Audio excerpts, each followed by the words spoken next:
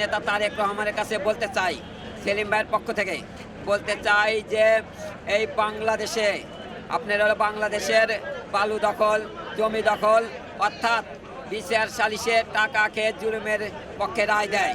যে আমরা চাই যে এইগুলা কাজ যেন না করতে পারে, সকল জায়গায় যেন আমরা লড়তে পারি। আর আপনি সারা বাংলাদেশের সকল সংসদ সদস্যের বলবেন যেন এই বাংলাদেশ যেন একটা দুর্নীতিমুক্ত বাংলাদেশ হয়। আর আপনি বলেছিলেন যে এই বাংলাদেশ হবে মদিনা সনদ অনুযায়ী দেশ চলবে। কাজে এটা একটা মুসলিম কান্ট্রি দেশ, অধিকাংশ মানুষ মুসলমান। কাজে আপনার কাছে বলতে চাই বাংলাদেশের প্রত্যেকটি মুসলমান যেন 5 ওয়াক্ত নামাজ পড়ে।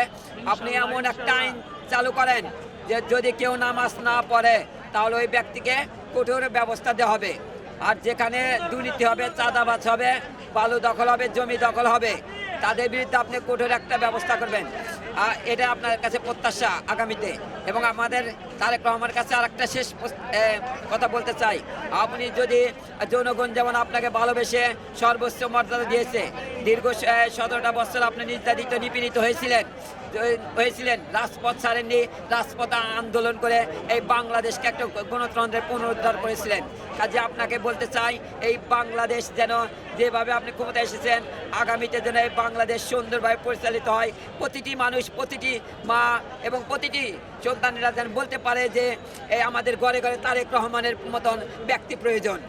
এইটা যেন প্রতিটি মা বলতে পারে। কাজে আপনার কাছে এটাই প্রত্যাশা করি যে আগামী বাংলাদেশ হবে দুর্নীতি মুক্ত বাংলাদেশ, আগামী বাংলাদেশ হবে চাঁদাবাজ মুক্ত বাংলাদেশ, আগামী বাংলাদেশ চলবে মদিনা সনদ অনুযায়ী এই দেশ মুসলিম কান্ট্রি দেশ।